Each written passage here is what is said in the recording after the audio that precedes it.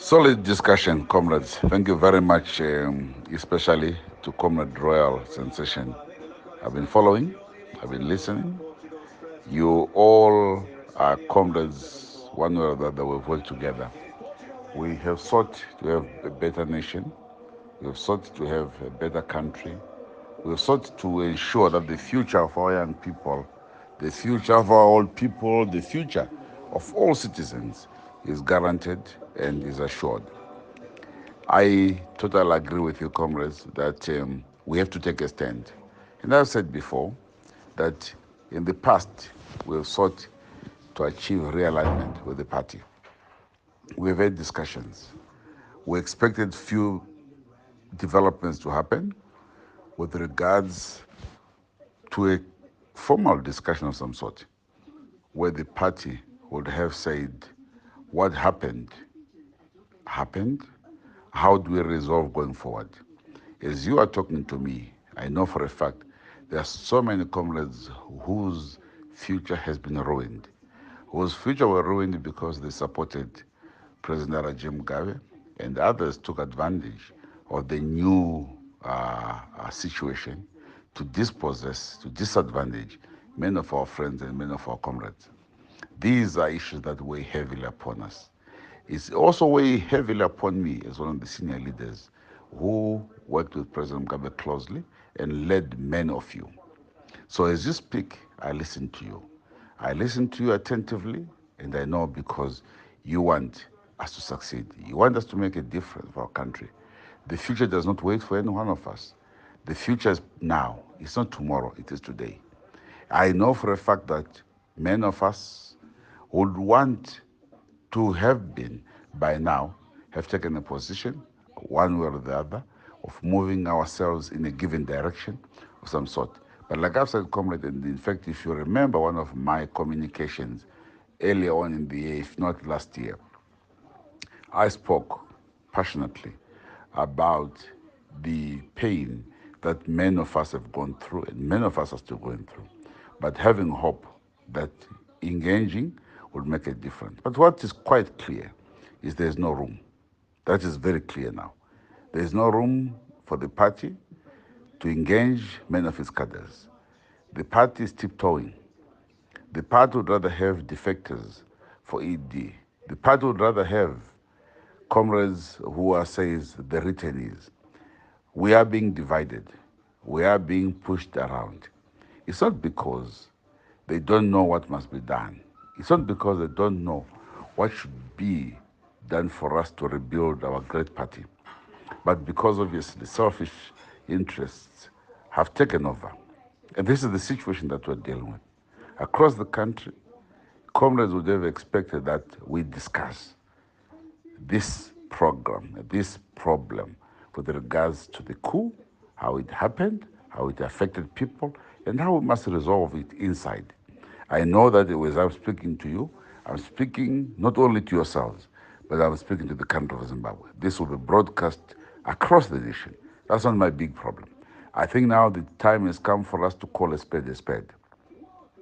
I don't think the differences ZANU-PF were that much that should have led to the kind of action that was taken. But that being said, that is what happened. How do we resolve? How do we move forward? This is where we have a tragic failure of leadership. There are things that we look at, the issue of fear within the party, the issue of harassing each other within the party, the issue of labeling each other within the party. So many other comrades today continue to lose their jobs or lose their positions because they are said to be associated with either G40, Kasukuwere, you name it. I'm not one who must be expected to go on my knees to beg for forgiveness. I think there has to be maturity on all angles to say, you can't expect one who was also victimized. Should I go and say, I'm sorry because you missed me? Should I go and say, I'm sorry because this is what you want to do to me? No. But we have been man enough to accept that some of these things must be handled and some of these issues must be dealt with in a much more matured way. There are no crybabies. Comrades, we spent 5 years. Yes, and you know the situation. of how the power was taken and how even people, some comrades, are prepared to protect this using the guns.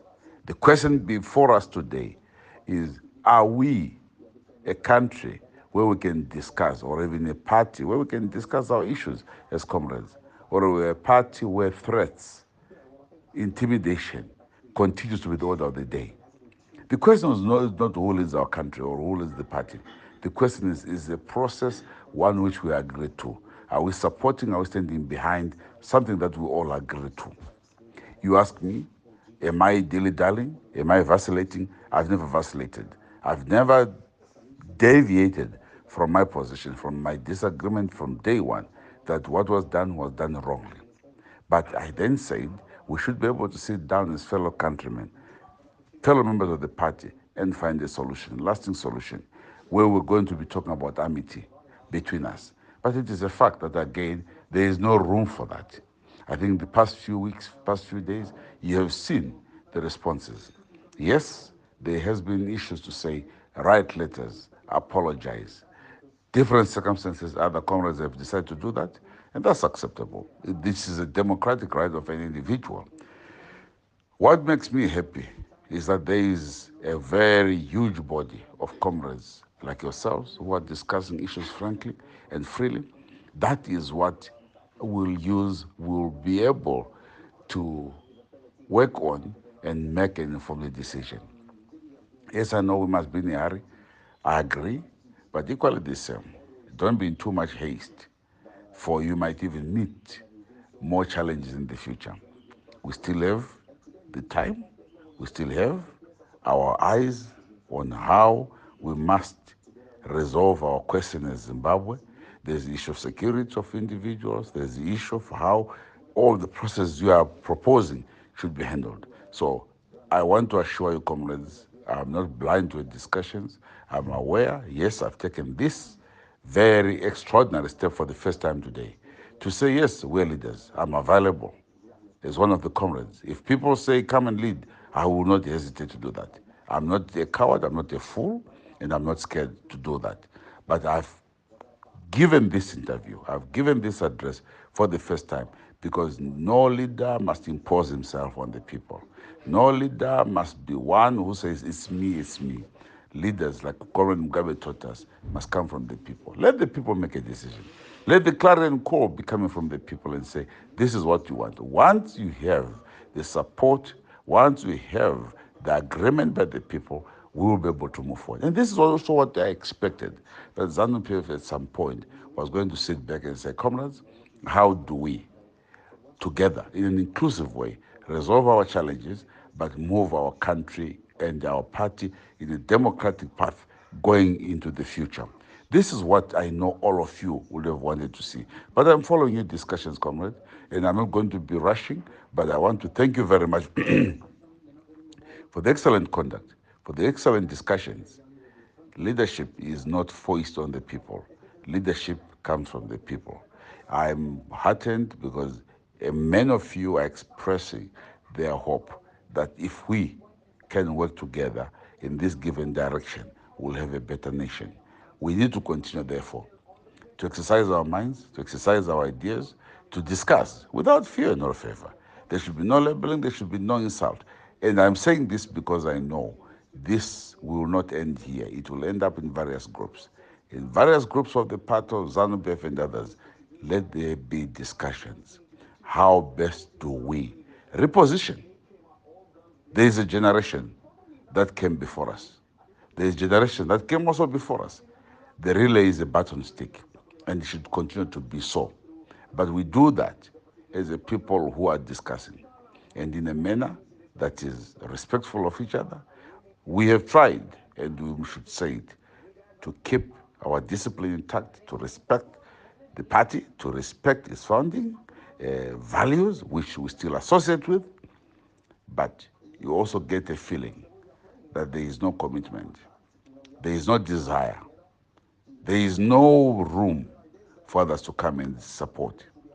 We continue as we speak to see many victims who have lost their land or are those farms being seized because we don't belong to so and so on. Kana usingateere zvatoita chakutorera imba yako, chakutorera purazi rako, chakutorera business rako, chakutanda basa, chokubvisa pachigaro, you will not be promoted at work. Those are things are evil and unacceptable.